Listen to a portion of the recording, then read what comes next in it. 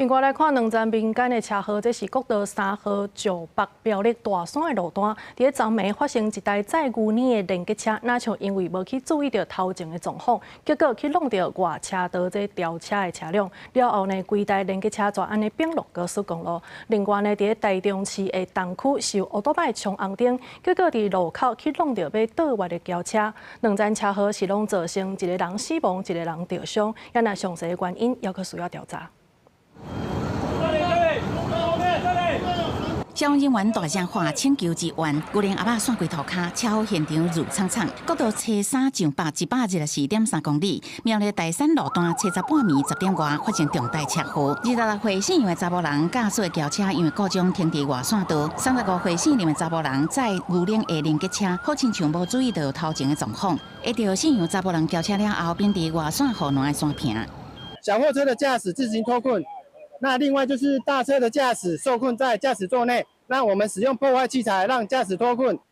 姓杨查某人的轿车倒半边差不多全毁，互人弄到的时阵，人伫车内还未落车坑，经过漂至，好甲载家己脱困，头有小可切破皮。姓林查某人变车了后，掉伫驾驶座内，消防队使用破坏器材协助伊脱困，送医急救也是救无倒来。现场伫11，我要透早3点排毒。本起事故造成杨男头部撕裂伤。 林男伤重不治死亡，双方酒测值均为0，现场于37分排除，后续由本大队后龙分队依规定处理。台中晚发生死亡车祸，汽车经过东区汉溪西路甲十架路口，伫黄灯倒起来时阵倒弯，对向一台骑机车弄红灯，直接去弄着。18岁骑机车的人姓陈的查甫人当场喷出去。11半暝1点，这个车祸造成1死1伤。陈男伤重，送往中国医药大学附设医院急救人不治死亡。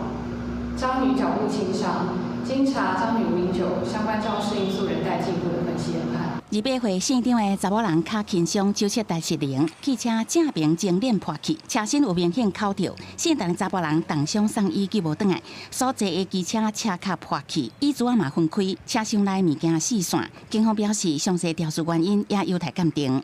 记者采访报道。